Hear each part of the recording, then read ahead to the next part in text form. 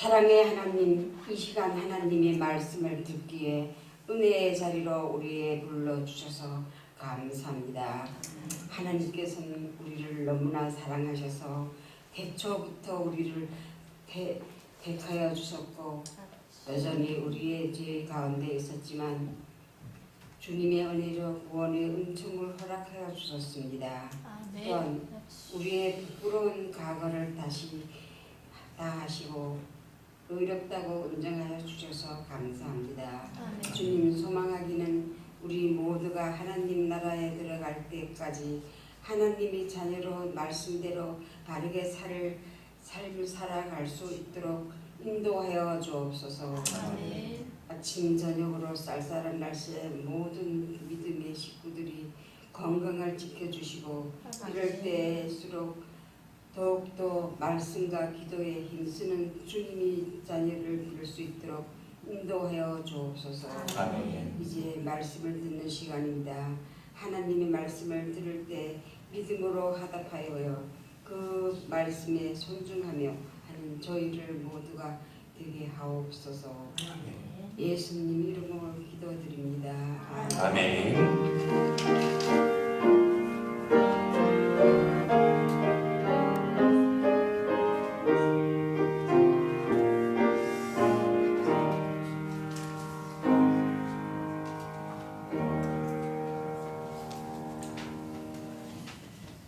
이 시간 하나님께서 우리에게 주시는 말씀 창세기 12장 10절로 13절 말씀입니다. 창세기 12장 10절로 13절 말씀 한 목소리로 공독해 볼까요? 시작. 그 땅에 기근이 들었으므로 아브람이 애굽에 거류하려고 그리로 내려갔으니 이는 그 땅에 기근이 심하였습니다. 그가 애굽에 가까이 이르렀을 때 그의 아내 사레에게 말하되 내가 알기에 그대는 아리따운 여인이라. 애굽 사람이 그대를 볼 때에 이르기를 이는 그의 아내라 하여 나는 죽이고 그대는 살리이리니 원하건대 그대는 나의 누이라 하라.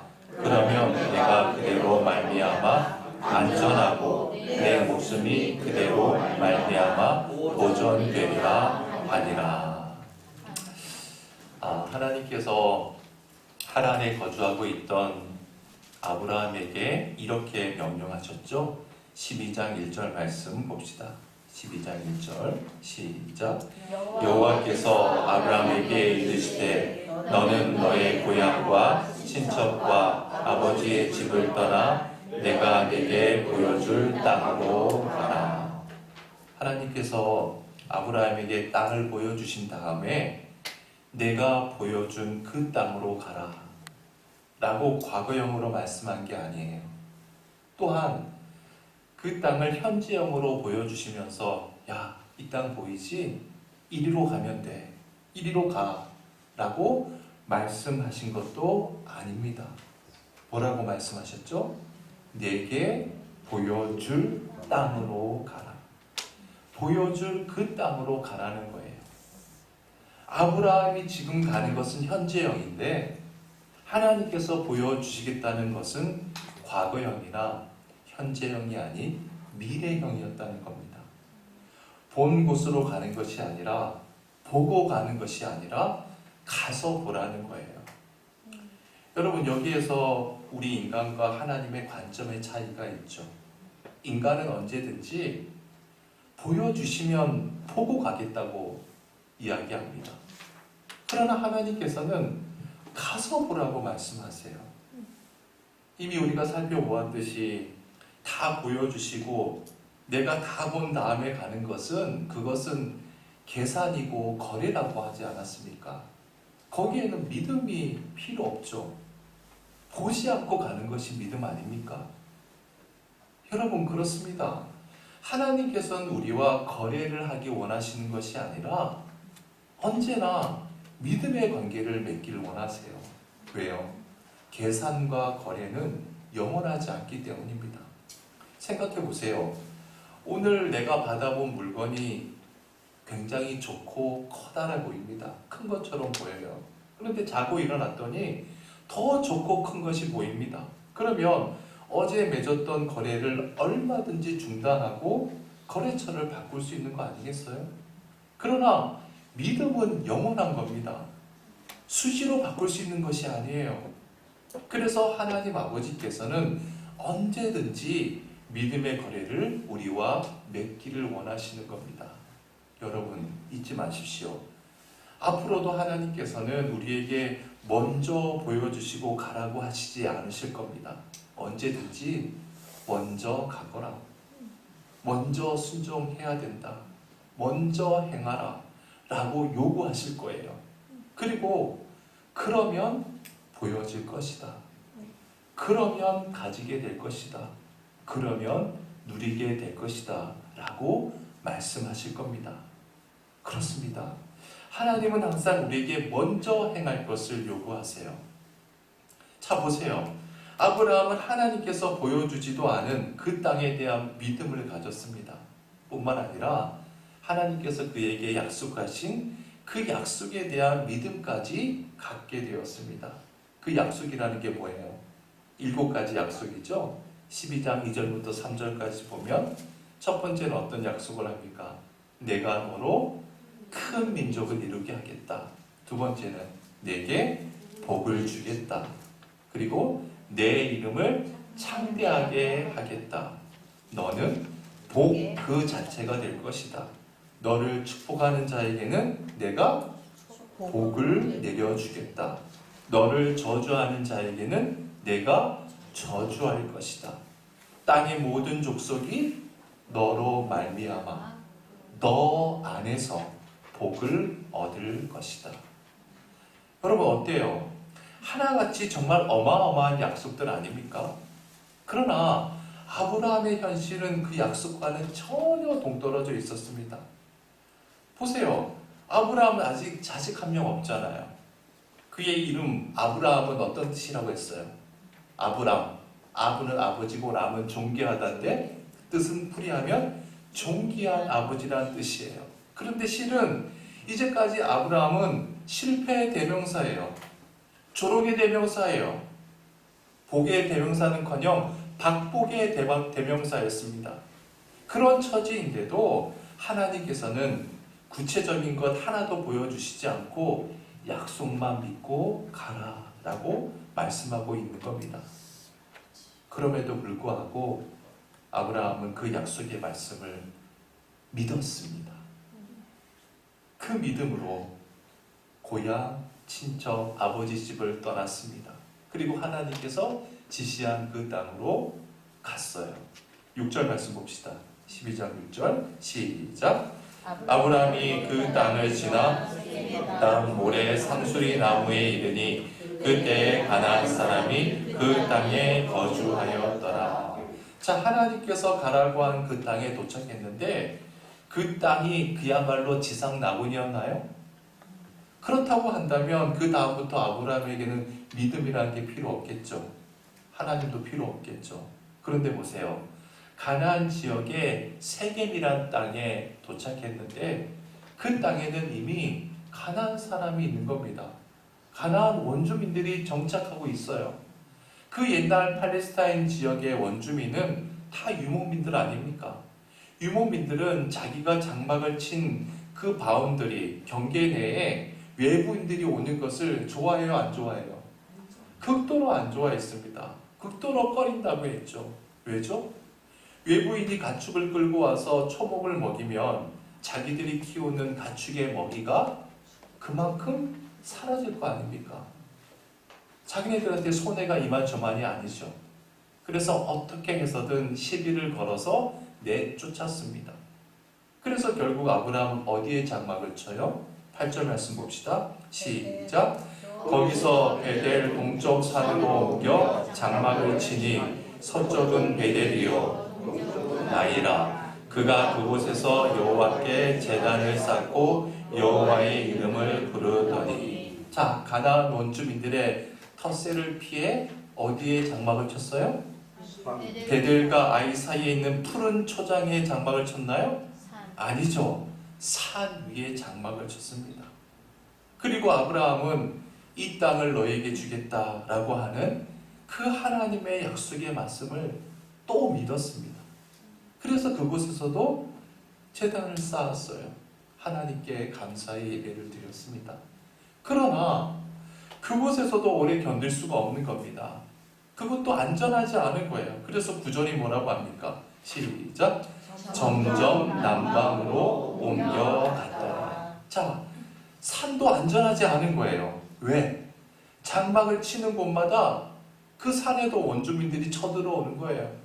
그리고 가진 횡패를 부리는 거예요. 시비를 걸어요. 그래서 계속해서 남방으로, 남쪽으로 옮겨간 겁니다.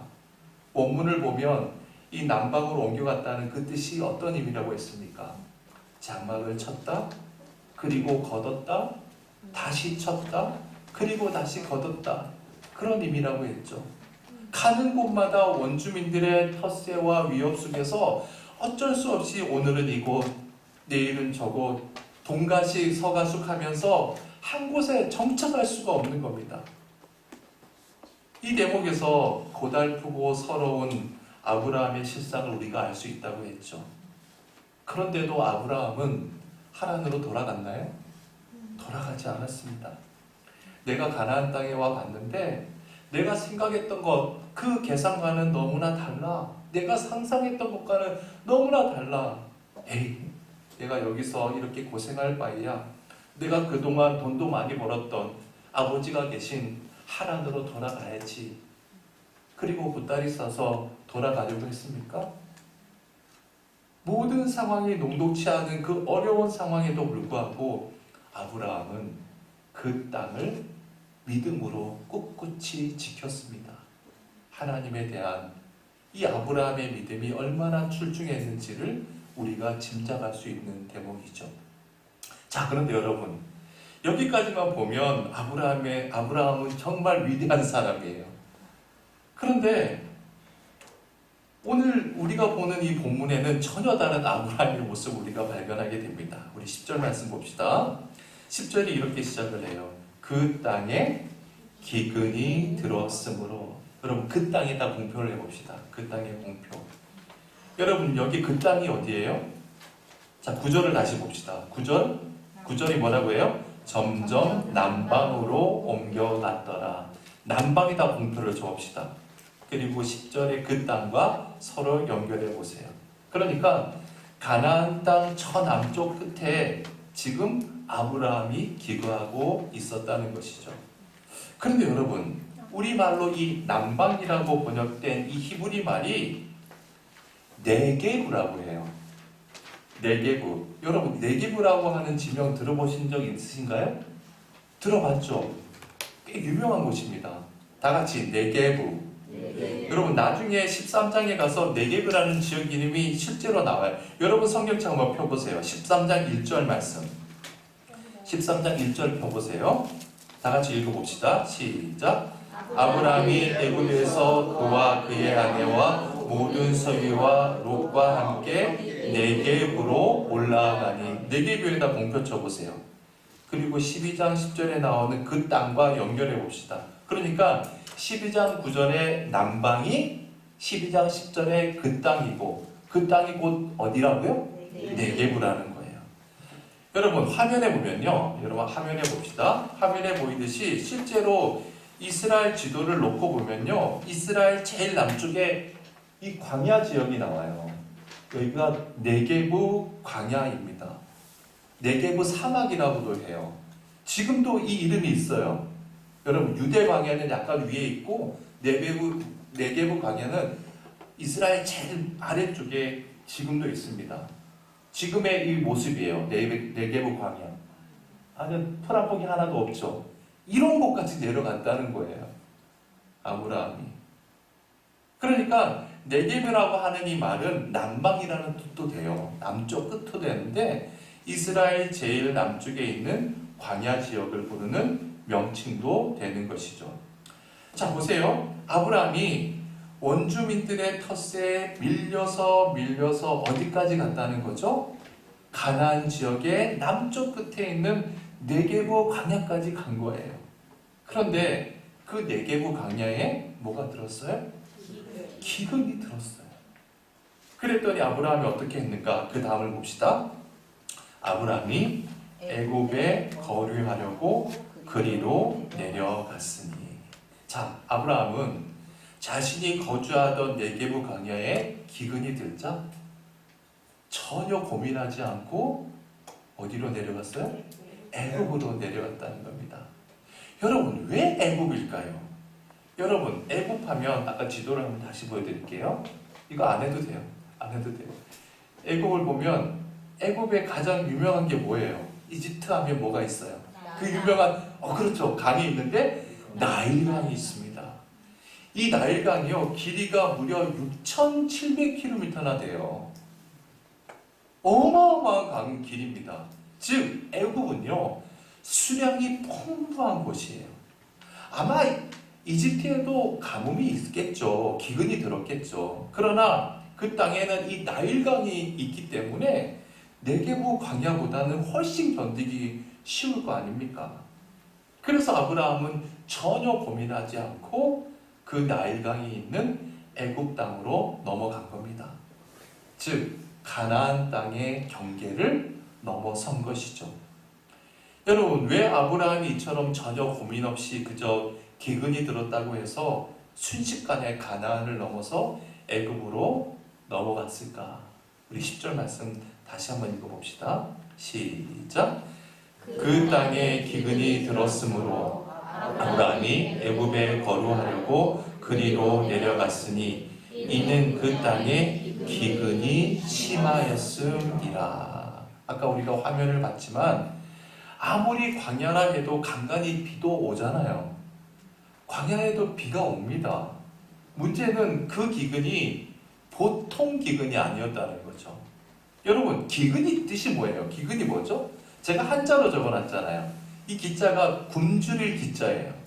그리고 그는 흉년이 들 근자입니다. 흉년들 근자예요. 즉 흉년으로 먹을 양식이 모자라서 굶주리는 거예요. 식량이 절대적으로 부족한 상황을 가리켜 기근이라고 해요. 문제는 그 기근이 어땠어요? 심했다는 겁니다. 우리말 심했다는 말은 원문에서는 극심했다라고 해요. 극심했다는 겁니다. 아브라함이 있던 네게부 지역에 기근이 어땠다고요? 극심했다는 거예요. 자, 그러니까 이 아브라함은 어디 출신이에요? 갈대아 우르 출신이잖아요. 거기서 오래 살았겠죠. 그리고 또 하란에 와서 살다가 왔더니 아브라함은 이 상상할 수도 없었던 자기 인생에 이제까지 경험했던 이런 기분을 한 번도 경험해 본 적이 없는 겁니다. 평소에도 네게부 광야에서는 비가 오지 않거나 기근이 들거나 가뭄이 들면 그래도 간간히 보이던 그런 풀들도 다 말라 죽는데 그 기근이 극심하다 보니까 정말 심각한 상황이 도래한 거죠. 그래서 그 흉년으로 인해서 먹을 것을 구할 수 없을 정도가 된 겁니다. 자, 그러면 보세요. 애굽으로 내려가지 말고 어디로 가면 돼요? 다시 가나안 땅으로 올라가면 되잖아요. 하나님께서 약속하신 그 가나안 땅, 다시 그 위로 올라가면 될 거 아닙니까? 그런데 또 아브라함은 이런저런 생각을 했던 것 같아요. 다시 올라가면 또 어떤 상황이 또 도래될 것 같아요. 원주민들과 갈등을 빚을 것이 풀을 보듯 뻔한 겁니다. 그래서 현실적으로 쉽게 정착할 수 있는 곳, 가장 비옥한 땅이 있어 보이는 애굽으로 그냥 내려가 버립니다. 자, 여러분 생각해 보세요. 아브라함에게 하나님 아버지께서 주신 땅은 어디입니까? 가나안 땅이잖아요. 약속의 땅, 가나안 땅이에요. 아브라함은 어떠한 경우에도 가나안 땅을 떠나면 안 돼요. 그런데도 아브라함은 이 극심한 기근이라는 현실적인 문제, 극심한 문제가 자기 앞에 탁 닥치자 하나님이 보이지 않은 겁니다. 그래서 넘어서는 안 될 그 선을 넘어가 버린 것이죠. 여러분, 하나님께서는 우리 모두에게 자유의지를 다 주셨잖아요. 그렇죠? 영어로는 free will이라고 하는데 자유로운 생각들을 다 주셨어요. 자유롭게 다 선택할 수 있는 의지가 우리에게 있습니다. 그런데 그 하나님의 자유의지는 무한한 자유를 의미하지 않아요. 자기 통제, 자기 절제가 없는 자유는 방종으로 끝나는 거 아니겠어요? 그렇잖아요. 그래서 하나님께서는 우리에게 자유를 주시되 반드시 지켜야 할 선을 동시에 주십니다. 아담과 하와를 한번 봅시다. 최초의 인간이었던 아담과 하와의 경우에 지켜야 할 선이 뭐였을까요? 하나님께서 에덴 동산을 만드시고 그 동산 안에 그들이 무엇을 먹든 무엇을 하든 모든 것을 다 허락하셨어요. 그런데 거기에서 해서는 안 될 하나의 선이 있었는데 그것은 동산 중앙에 있는 선악과를 먹지 않는 거였습니다. 즉 그 선을 지킨다는 것은 바로 믿음의 선을 지키는 것이었죠. 여러분 꼭 기억하십시다. 잊어서는 안 돼요.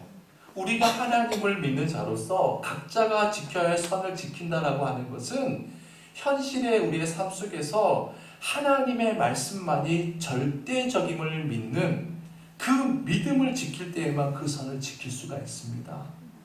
하나님의 말씀만이 절대적이라는 것을 믿는 그 믿음 없으면 그 선 못 지켜요. 그러니까 보세요. 지금까지 아브라함이 하란을 떠나서 가나안 땅으로 갔던 것은 하나님의 말씀의 절대성을 믿고 그 말씀만을 의지했기 때문에 간 거 아닙니까? 그런데 아브라함은 그 극심한 그 기근 앞에서 하나님의 말씀에 대한 절대성을 상실해버리고 만 거죠. 그래서 그 선을 넘어선 겁니다. 아담과 하와도 마찬가지죠. 하나님께서 에덴 동산 중앙에 있는 선악과를 먹지 말라는 말씀, 이 말씀은 절대적인 하나님의 명령 아닙니까? 절대적인 말씀이에요. 그런데 사단의 유혹을 받고 그 선악과를 보니까 갑자기 먹음직스러워요. 또 보암직스럽고 탐스러워 보이는 겁니다. 그 현실적인 유혹이 자신들을 압도하는 거예요. 그래서 하나님의 말씀에 대한 절대적인 신뢰를 아담과 하와는 놓쳐버리고 말았습니다. 그리고 그들은 결국 선을 넘고 말았죠. 그리고 결국 선악과를 따먹었습니다. 그 결과가 어떻게 됐어요? 실낙원, 에덴에서 쫓겨나버리고 말았죠. 내 욕망은 당장은 채웠어요.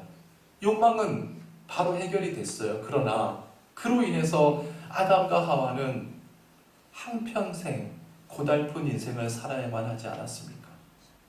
근데 여러분 반대의 경우도 있어요. 요셉을 봅시다. 요셉이 형들의 질투로 인해서 애굽의 종으로 팔려가지 않았습니까?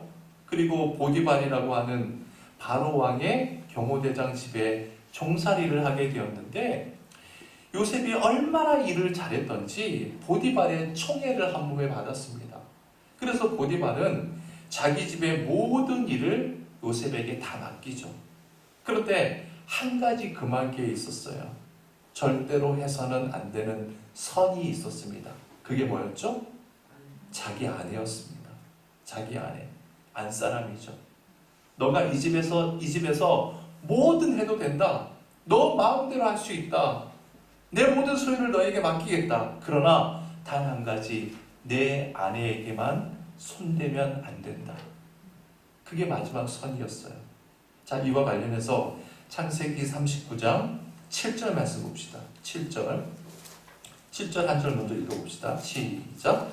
그 후에 그의 주인의 아내가 요셉에게 눈짓하다가 동침하기를 정하니. 자, 보디발이 정한 마지막 선이었던 보디발의 아내 여주인이 이 청년 요셉을 유혹하고 있는 거예요. 그러면서 동침하자고 합니다. 그랬더니 요셉이 뭐라고 하는지 봅시다. 8절 9절 말씀 시작. 요셉이 거절하며 자기 주인의 아내에게 이르되 내 주인이 집안의 모든 소유를 간섭하지 아니하고 다 내 손에 위탁하였으니 이 집에는 나보다 큰 이가 없으며 주인이 아무것도 내게 금하지 아니하였어도 금한 것은 당신뿐이니 당신은 그의 아내이니라. 그런즉 내가 어찌 이 큰 악을 행하여 하나님께 죄를 지으리까? 자, 요셉이 뭐라고 해요? 주인 어르신께서, 보디발 나리께서 이 집안의 모든 것을 다 나에게 허락했지만 단 하나를 금했는데 그게 바로 당신입니다. 당신 저에게 이러시면 안 됩니다. 라고 단호히 거절을 했어요. 여러분, 그런데 한 번쯤은 누구나 다 거절을 할 수 있어요. 그렇지 않습니까? 그런데 계속 봅시다. 10절 말씀 시작. 여인이 날마다 요셉에게 청하였으나 요셉이 듣지 아니하여 동참하지 아니할 뿐더러 함께 있지도 아니하니라. 자, 보세요. 보디발의 아내가 한 번만 유혹한 게 아니잖아요. 뭐라고 해요? 날마다 유혹을 하는 겁니다. 생각해 보세요. 하루도 아니고 이틀, 사흘, 나흘, 매일매일 날이면 날마다 똑같이 유혹한다면 마음이 흔들릴만 하잖아요. 그렇지 않습니까? 그런데 날마다 요셉을 유혹하지만 요셉이 그 여인이 하는 말을 듣지도 않고 동침하지 아니할 뿐더러 어떻게 합니까? 함께 있으려고도 하지 않았다는 거예요. 그러니까 보세요. 요셉은 자기가 지켜야 될 그 선에 대해서 철저했던 겁니다. 철두철미했습니다.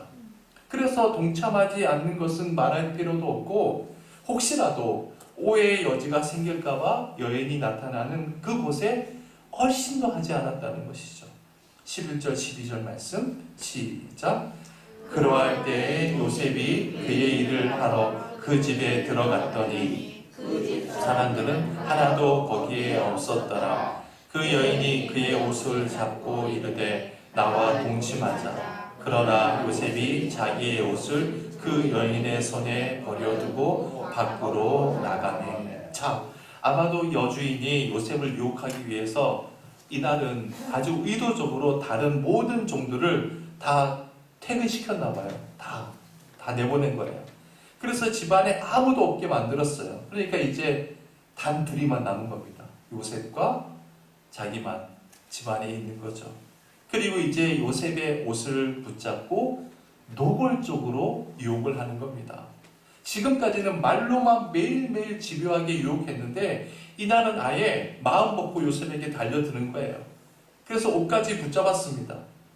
하지만 요셉은 그 상황을 모면하기 위해서 자기 옷을 그 여인의 손에 버려두고 뿌리치고 뛰쳐나오죠.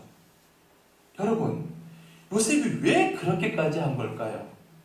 그것이 집주인 보디발이라는 자기 주인이 금한 선이었기 때문입니다.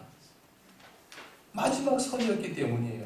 그렇다면 요셉이 이렇게까지 그 선을 철저하게 지킨 이유는 뭘까요? 그 선이야말로 하나님께서 금한 명령이라는 사실을 알았기 때문입니다.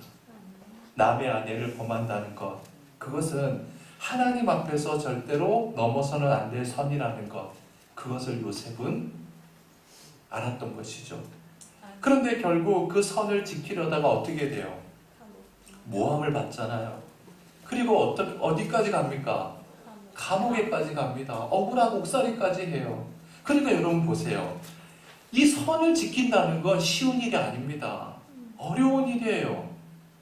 그 선을 지키려다가 요셉은 갖은 고생을 하고 한동안 고달픈 인생을 살지 않습니까? 그러나 결과는 어떻게 되었나요? 고달픔에도 불구하고 그 선을 지켰더니 요셉은 그 이후에 영화로운 하나님의 도구로 쓰임받지 않았습니까? 아담과 하와는 정반대죠. 순간적인 욕망을 충족시키려고 하다가 일평생 고달픈 삶을 살았던 사람들이 아담과 하와라면 요셉은 지켜야 될 그 선을 지키기 위해서 고달픈 삶을 선택했다가 오히려 그의 인생은 영화로워진 것입니다. 그렇다면 본문 속의 아브라함은 어때요? 반드시 지켜야 할 그 선을 지켜야 함에도 불구하고 그 선을 넘어버렸습니다. 탈선한 거예요. 즉 하나님을 망각하고 지켜야 할 그 믿음의 선 자체를 포기해버린 것이죠. 그 이후에 어떤 일이 있었는지 봅시다. 아브라함에게 어떤 일이 생겼나? 11절 12절 읽어봅시다. 11절 12절 시작. 그가 애굽에 가까이 이르렀을 때 그의 아내 사레에게 말하되 내가 알기에 그대는 아름다운 여인이라 애굽 사람이 그대를 볼 때에 이르기를 이는 그의 아내라 하여 나는 죽이고 그대는 살리리니. 자, 아브라함은 지금 믿음의 선, 지켜야 할 그 선을 넘었어요. 그래서 하나님을 망각해 버렸습니다. 하나님을 잊어버렸어요. 그리고 현실적인 가장 좋은 길, 커 보이는 그 길을 걸어갑니다. 자, 그러면 보세요. 지금 아브라함의 마음속에 좋은 길을 선택해서 가니까 행복과 만족감이 넘쳐나야 되잖아요. 그래야 되지 않습니까? 하지만 애굽 땅에 가까이 가면 갈수록 지금 아브라함 속에 걱정과 불안이 엄습합니다. 걱정과 불안. 갑자기 자기 아내를 보니까 어제보다 더 예뻐 보이는 거예요. 왜 갑자기 예뻐 보일까? 그래서 애굽에 가면 당신은 예쁜 여자라서 남편인 나를 죽이고 애굽 사람들이 당신을 빼어서 가지 않을까? 라고 하는 걱정이 생기는 거예요. 여러분, 꼭 잊어서는 안 됩니다. 믿음의 선을 넘어서면요, 가장 먼저 찾아오는 것이 뭘까요? 불안이고 걱정입니다. 불안이고 걱정이에요. 왜 그래요? 걱정을 미리 가불해서 쓰는 겁니다. 여러분 한번 생각해 보십시다. 아브라함이 예전에 애굽에 간 적이 있어요, 없어요? 애굽에 이민 생활했던 적이 있나요? 그런 적 없죠. 애굽 사람을 만난 적이나 있습니까? 한 번도 없어요. 지금 길을 가는 중에 애굽 사람이 나타나서 자기 아내를 보고 야, 저 여자 참 예쁘다. 저 남편은 대체 누구지? 라고 수군거리기나 합니까? 아무도 그런 사람 없어요. 그런데 지켜야 될 선을 넘어서니까 지금 아브라함은 잊지도 않는 일을 지레 근심하고 걱정을 먼저 하고 있는 거예요. 여러분, 믿음의 선을 넘어서면 모든 사람들이 이와 똑같습니다. 똑같아요. 똑같은 사람이 이런 짓을 저지릅니다. 잊지도 않은 일을 미리 끌어들여서 지레 걱정을 하는 겁니다. 그러니 그 삶이 불안과 근심에서 벗어날 수 있나요? 없어요. 그 결과 또 어떻게 되는가 봅시다. 마지막 13절 시작. 원하건대 그대는 나의 누이라 하라. 그러면 내가 그대로 말미암아 안전하고 내 목숨이 그대로 말미암아 보존되리라 하니라. 자, 걱정하지도 않아도 될 것을 미리 걱정하던 아브라함이 지금 해결책을 스스로 그냥 내놓는 거예요. 자, 뭐라고 해요? 자, 우리가 애굽에 가서 사는 동안 당신은 내 아내라고 하지 말고 나는 당신의 오빠고 당신은 뭐라고 하라는 거예요? 누이 동생이라고 하라. 여동생이라고 하라. 결국 믿음의 선을 넘어서면요, 불안과 근심에 빠지게 되고 그 결과는 어떻게 되는 거예요? 거짓된 삶으로 귀결되는 겁니다. 거짓말이 그냥 나오는 거예요. 여러분, 중요한 사실은 아브라함은 지금 자신이 거짓의 수렁에 빠지고 있다는 사실을 자각하고 있지 못한다는 거예요. 내가 지금 무슨 잘못을 하고 있는지 몰라요. 여러분, 아무리 우리가 하나님을 믿는다고 할지라도 하나님을 믿는 신앙인으로서 우리가 지켜야 될 믿음의 선을 지키지 못하면 우리는 항상 불안에 빠질 뿐만 아니라 우리의 일상생활에서 수없는 거짓을 반복하고도 내가 거짓된 삶을 산다는 것 자체를 자각하지 못합니다. 아브라함과 똑같은 짓을 저질러요. 왜? 하나님의 절대적인 잣대를 이미 상실해 버렸거든요. 매일매일 식사 때만 되면 기도는 하겠죠. 예배 때가 되면 예배는 드리겠죠. 기도도 합니다. 말씀도 봅니다. 그러나 하나님에 대한 이 절대적인 신뢰, 믿음의 선을 넘어서면 거짓이 우리의 일상이 되어버리는 거예요. 왜? 그것이 타락한 우리 인간의 본성이거든요. 어쩔 수가 없어요. 우리는 너무 연약한 인간이에요. 그 본성이 우리를 짓누르는 겁니다. 지금 아브라함이 그렇게 된 거예요. 사랑하는 교우 여러분, 저와 여러분 모두가 본문 속의 아브라함과 같이 믿음의 선에서 탈선하는 것이 아니라 요셉처럼 끝까지 믿음의 선을 지켜나가시길 주님의 이름으로 축원해 드립니다. 기도합시다. 하나님, 그토록 믿음이 출중했던 아브라함이 지켜야 할 선에서 탈선하는 장면을 함께 나누었습니다. 주님, 우리 각자가 지켜야 할 선이 무엇인지 시간 다시 한번 깨닫게 해주셔서 감사드립니다. 그 선을 지키는 것 자체가 믿음을 지키는 것이요, 그 선을 지키는 것 자체가 하나님에 대한 절대적인 신뢰를 뜻하는 것임을 잊지 않도록 도와주시옵소서. 소망하기는 요셉처럼 믿음의 선을 지킴으로 인생이 다소 고달프고 힘들 수 있지만 오직 하나님께 영광이 되고 영원하신 하나님의 은혜의 날개 아래 거하는 멋진 인생이 될 수 있도록, 그런 영화로운 인생이 될 수 있도록 저희들을 인도하여 주옵소서. 예수님의 이름으로 기도드립니다. 아멘. 382장 함께 찬양합시다.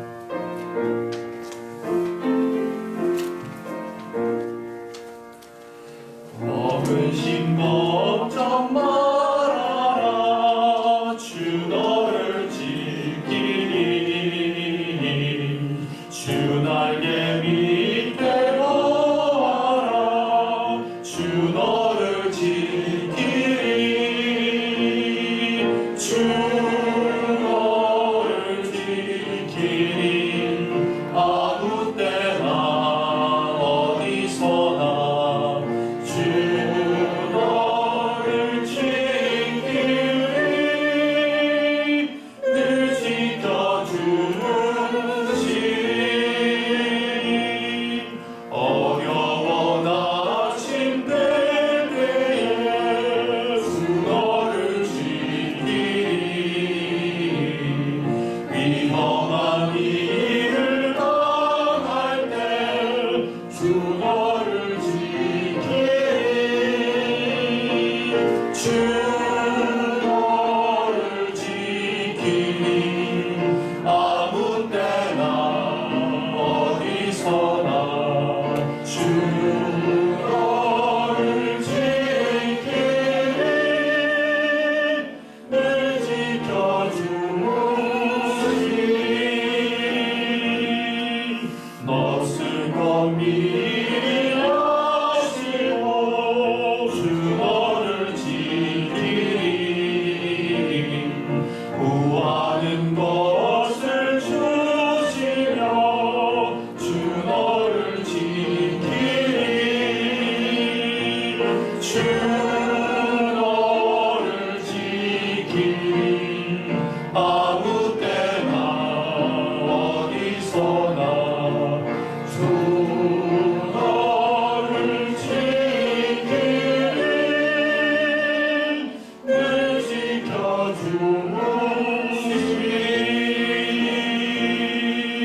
어려운 시험 나게로 주 너를 지키리. 구주의 품에 가라. 주 너를 지키리. 주 너를 지키리. 아무 때나 어디서나 주 너를 지키리. 늘 지켜주시니.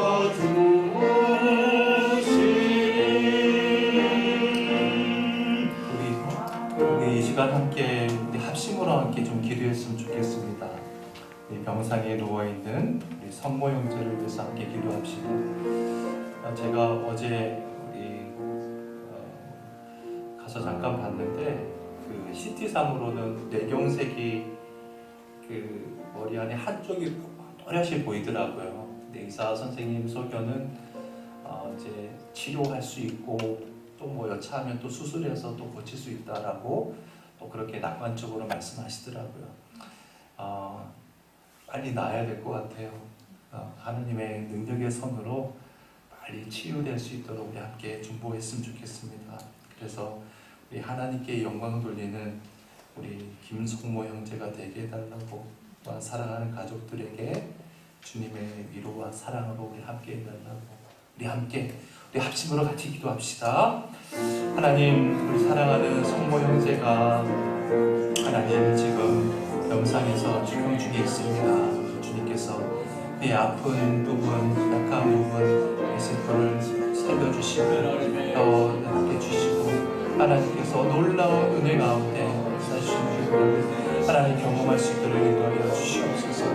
하나님께서는 모든 능력에 있습니다. 능치 못한 일이 없으십니다. 능치 못함이 없으신 그 하나님의 능력으로 하나님 빨리 치유될 수 있도록, 빨리 건강을 되찾을 수 있도록 주님께서 이제 꼭 붙잡아 주시옵소서. 그래서 하나님께 그만 하지 못했던 그 일들 건강 누릴 수 있는 성명제가 될 수 있도록 인도하여 주시옵소서. 하나님 앞에 믿음의 손을 다시 채울 수 있도록 인도하여 주시옵소서. 하나님께서 주시는 이 시련이 참치고 떠남칠 것이 옳은 것을 믿습니다. 하나님께서 꼭 함께하여 주셔서 그 믿음을 꼭 붙잡아 주시고, 하나님이 하시는 그 놀라운 선하신 계획을 우리 모두가 또한 경험할 수 있도록 인도하여 주시옵소서. 우리는 알 수가 없지만 우리는 아버지의 모든 것을 믿습니다. 그 하나님 그 아버지 속에서도 하나님의 뜻이 있는 줄 믿습니다. 하나님의 섭리가 있는 줄 믿습니다. 그 하나님의 섭리를 하나님 우리가 발견할 수 있도록 인도하여 주시옵소서. 그래서 놀라운 하나님의 역사를 경험하는 성모가 될 수 있도록 인도하여 주시옵소서. 하나님 지금 주님과 싸우는 당신들 주님께서 다 아시고, 주님께서 같이 아파하시고, 주님께서 그걸 함께하여 주시고, 주님의 능력의 손으로 또한 이끌어 주실 수 있사오니 주님께서 은혜를 베풀어 주시고, 주님의 능력의 손으로 인도하여 주시고, 넘으시는 모든 능력의 손으로 인도하여 주시옵소서. 그래서 하나님이 함께하여 주시고, 하나님의 손을 손길로 하나님 그를 붙잡고 계시고 입으로 놓고 계시다는 것을 우리 모두가 알고 발견할 수 있기를 원합니다. 하나님, 그런 것들이 주님 안에서 이루어지는 능력을 하나님 경험할 수 있도록 인도하여 주시옵소서. 하나님 살아계시고 하나님의 능력이 하나님 또한 인하시는 것을 보사오니 하나님의 그 놀라운 은혜가 하나님 마찬가지 하나님 10년 만에 임할 수 있도록 인도하여 주시옵소서. 놀라운 믿음이 하나님을 주님으로 주시옵소서. 주여 믿습니다. 하나님의 그 크신 능력을 믿사오니 하나님의 능력을 일하시는 그 하나님께서 인도해 주셔서 주님께서 그 승리를 인도하여 주시옵소서. 말씀으로 역사하신 하나님의 뜻 안에 하시는 성령들가 되시도록 주님께서 인도하여 주시고, 하나님을 위해서 우리가 모두가 합심으로 기도하고 있사오니 하나님 그 은혜가 하나님 공하여 주시고 위로해 주시고 하나님의 뜻을 발견하시고 인도하여 주시옵소서. 주님의 놀라운 은혜를 주십니다. 은혜를 하나님께 주시옵소서.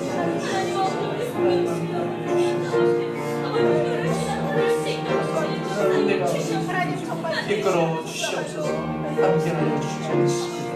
감사드리고 예수님의 이름으로 아멘. 우리 주님의 기도하겠습니다.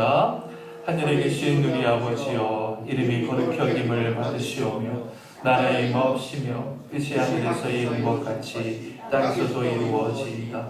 오늘날 우리에게 일용할 양식을 주옵시고 우리가 우리에게 죄 지은 자를 사하여 준 것 같이 우리 죄를 사하여 주옵시고 우리를 시험에 들게 하지 마시고 다만 악에서 구하옵소서. 대개 나라와 권세와 영광이 아버지께 영원히 있사옵나이다. 아멘.